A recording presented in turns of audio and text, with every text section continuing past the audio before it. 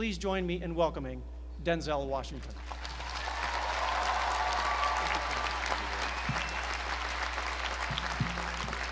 Thank you. Thank you very much. I am obviously the most unorganized. Everybody else has nice boxes to bring their script up in. I just like kind of got it all messed up here and put it inside of a magazine. So in fact, I don't even have it in the right order. Wait a minute, let me get it in the right order here. So if it starts like flying around the stage, just, run around and grab it for me and bring it back up here for me. I'll keep going as I can. President Gutman, Provost Price, Board Chair Cohen, fellow honorees, beautiful honorees, and today's graduates. I'm honored and grateful for the invitation today. It's always been great to be on the Penn campus. I've been here before a lot of times for basketball games. My son played at the Palestra, played on the basketball team. Yeah, that's right. He played on the basketball team.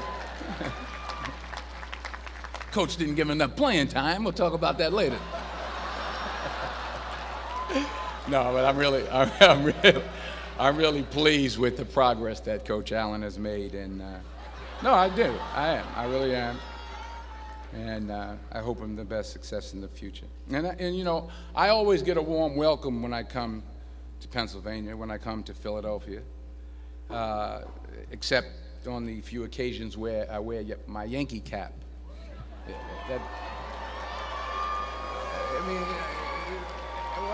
What's wrong with that? I can't suddenly just switch up and wear a Philly cap. I mean, it's like taking your life in your hands around here when you wear a Yankee cap. I'm telling you. I met a couple of guys and they were like, "Hey, we love you, Denzel, but you walking around with that hat on. We don't care who you are." So you'll be happy to see that I'm not wearing my Yankee cap today. I'm wearing my Yankee socks, my Yankee T-shirt, my Yankee jock shorts, my Yankee underwear, my Yankee toe warmers, but not my Yankee cap. But still, I'll be honest with you, I'm a little nervous. I'm not used to speaking at a graduation of this magnitude. It's a little overwhelming. It's out of my comfort zone.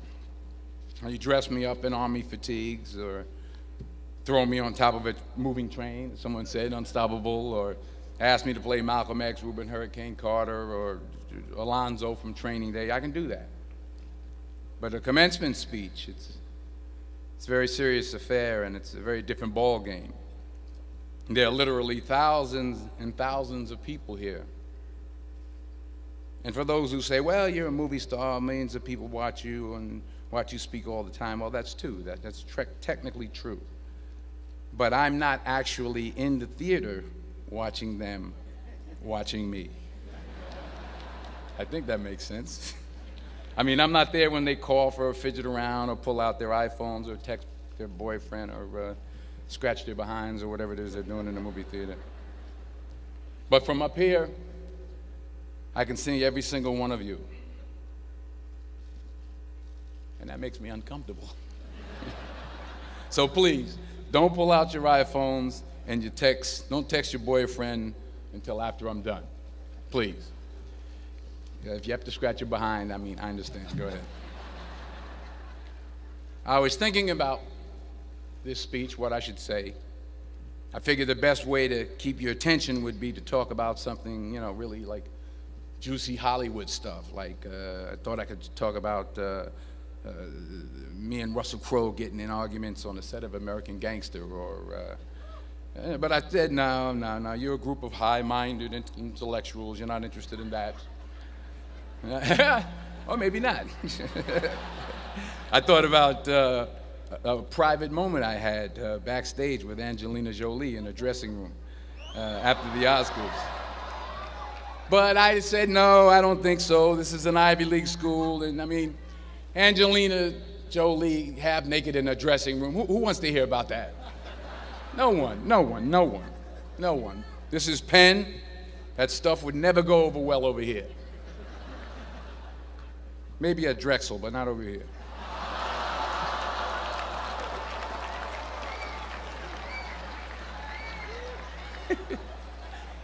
Woo, I'm in trouble now. So I was back to square one, feeling the pressure. So now you're probably thinking, if it was going to be this difficult, this much pressure, why did I even accept today's invitation in the first place? Well, you know, my son goes here, that's number one. That's a good reason. And I always like to check to see how my money's being spent. And I'm sure there's some parents out there who can relate to what I'm talking about. Yeah. To everybody upstairs. And there were some other good reasons for me to show up. Sure, I got an Academy Award, but I never had something called a magic meatball after waiting in line for half an hour at the food truck. Yeah? Yes, I talked face-to-face with President Obama, but I never talked face-to-face with a guy named Queter who sings bad songs over at Smokes on Tuesday night. I never been to Buies. I never been to Hemos.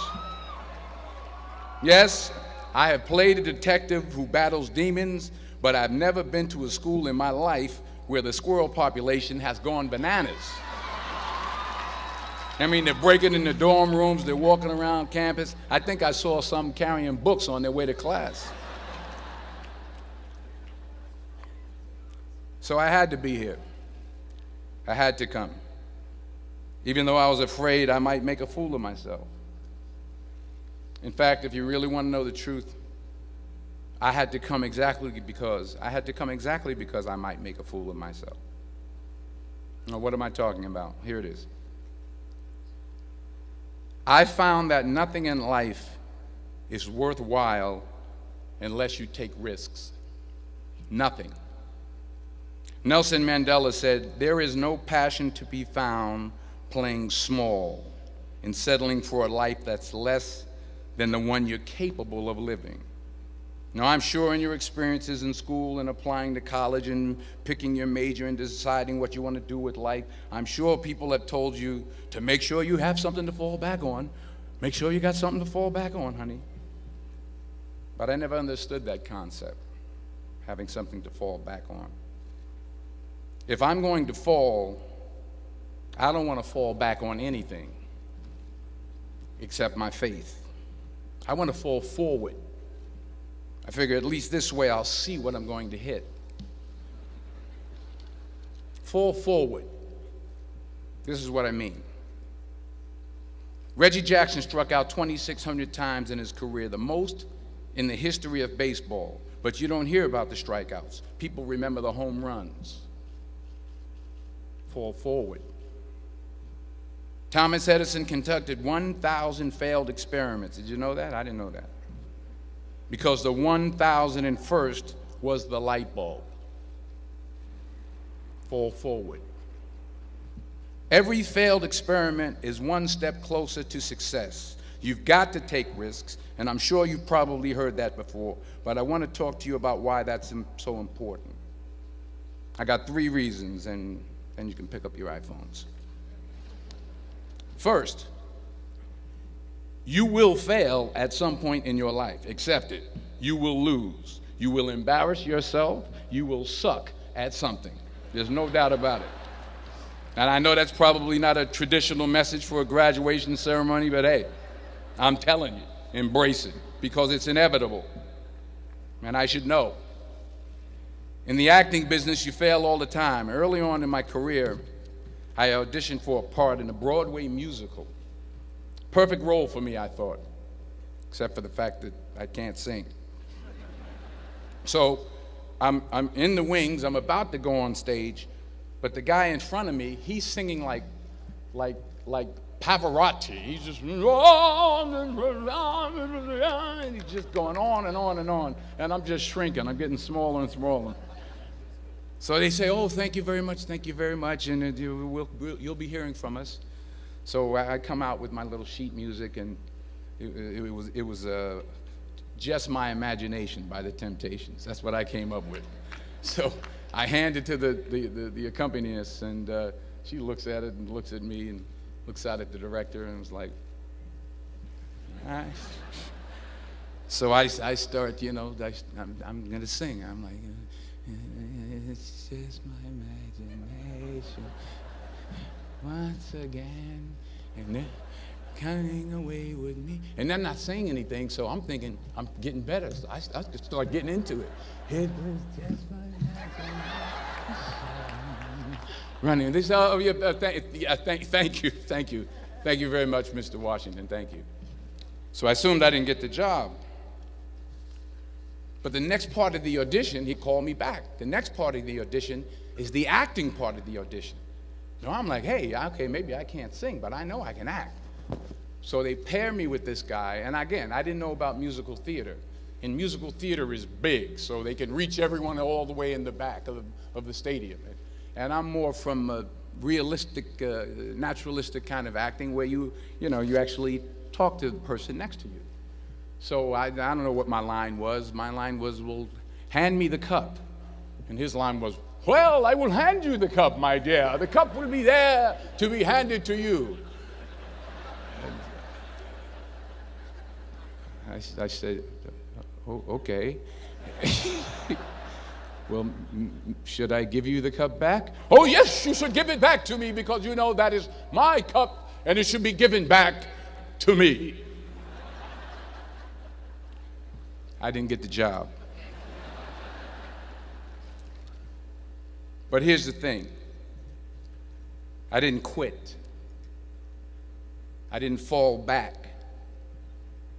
I walked out of there to prepare for the next audition, and the next audition, and the next audition. I prayed. I prayed, and I prayed. But I continued to fail, and fail, and fail. But it didn't matter, because you know what? There's an old saying, you hang around the barbershop long enough, sooner or later you're going to get a haircut. So you will catch a break, and I did catch a break. Last year, I did a play called Fences on Broadway. Someone talked about it. Won the Tony Award. And I didn't have to sing, by the way. But here's the kicker. It was at the Court Theater. It was at the same theater that I failed that first audition 30 years prior. The point is, and I'll pick up the pace, the point is every graduate here today has the training and the talent to succeed. But do you have the guts to fail? Here's my second point about failure. If you don't fail, you're not even trying. I'll say it again. If you don't fail, you're not even trying. My wife told me this great expression. To get something you never had, you have to do something you never did. Les Brown's a motivational speaker. He made an analogy about this. He says, imagine you're on your deathbed, and standing around your deathbed are the ghosts representing your unfulfilled potential. The ghost of the ideas you never acted on. The ghost of the talents you didn't use. And they're standing around your bed, angry, disappointed, and upset. They say, we came to you because you could have brought us to life, they say. And now we have to go to the grave together. So I ask you today, how many ghosts are going to be around your bed when your time comes? You've invested a lot in your education, and people have invested in you. And let me tell you, the world needs your talents, man, does it ever. I just got back from Africa like 2 days ago, so if I'm rambling on, it's because I'm jet lagged. I just got back from South Africa. It's a beautiful country, but there are places there with terrible poverty that need help. And Africa is just the tip of the iceberg. The Middle East needs your help. Japan needs your help. Alabama needs your help. Tennessee needs your help. Louisiana needs your help. Philadelphia needs your help. The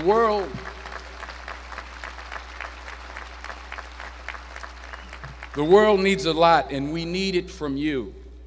We really do. We need it from you young people. I mean, I'm not speaking for the rest of us up here, but I know I'm getting a little grayer.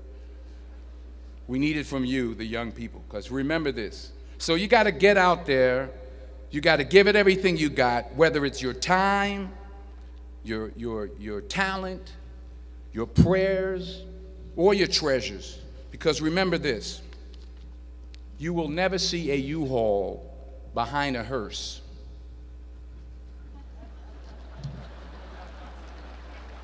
I'll say it again.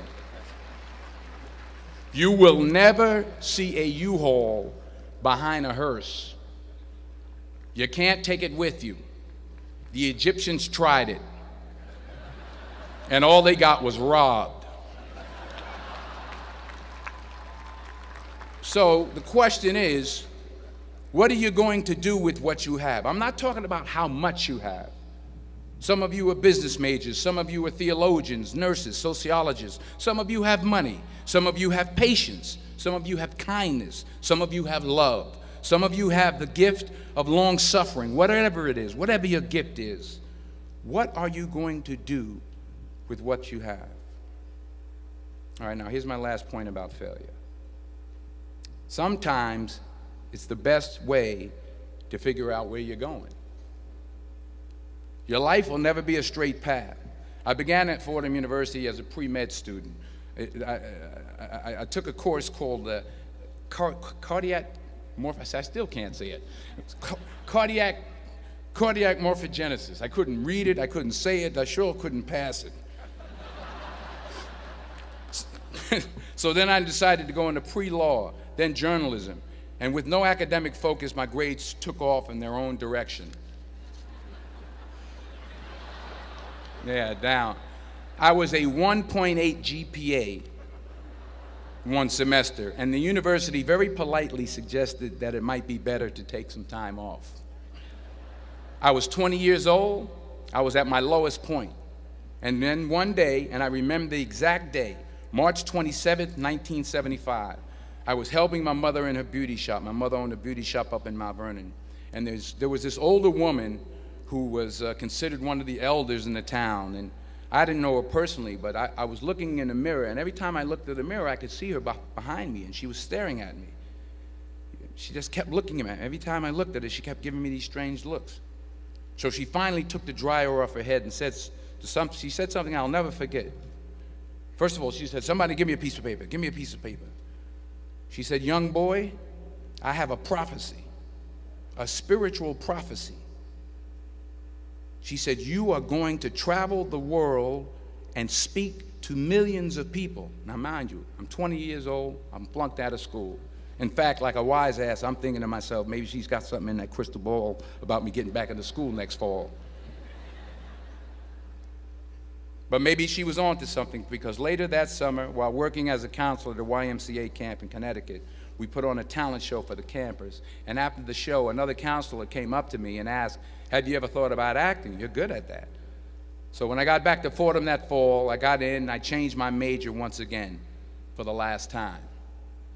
And in the years that followed, just as that woman prophesied, I have traveled the world and I have spoken to millions of people through my movies.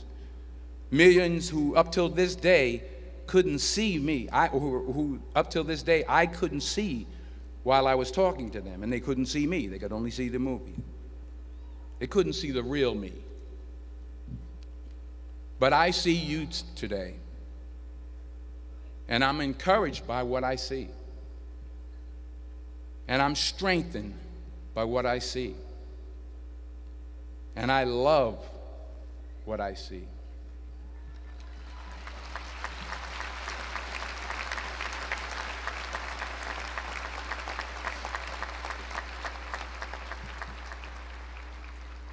One more page, and I'll shut up. Let me conclude with this one final point, and actually the president kind of brought it up. It has to do with the movie Philadelphia. She stole my material. Many years ago, I did this movie called Philadelphia. We filmed some of the scenes right here on campus. Philadelphia came out in 1993. Most of you were probably still in diapers. Some of the professors, too. But that cracked me up. But it was a good movie. Rent it on, what do you call it, Netflix. It's a good movie. Rent it. I get 23 cents every time you rent it. Please, rent it. True. Parents up there, rent it. Netflix, please. Tell your friends too. It's about a man played by Tom Hanks who's fired from his law firm because he has AIDS. He wants to sue the firm, but no one's willing to represent him until a homophobic ambulance chaser lawyer, played by yours truly, takes on the case. In a way, if you watch the movie, you'll see everything I'm talking about today. You'll see what I mean about taking risk or being willing to fail. Because taking risk is not just about going for a job. It's also about knowing what you know and what you don't know. It's about being open to people and to ideas. In the course of the film, the character I play begins to take small steps, small risks. He very, very, very slowly begins to overcome his fears. And I feel ultimately his heart becomes flooded with love.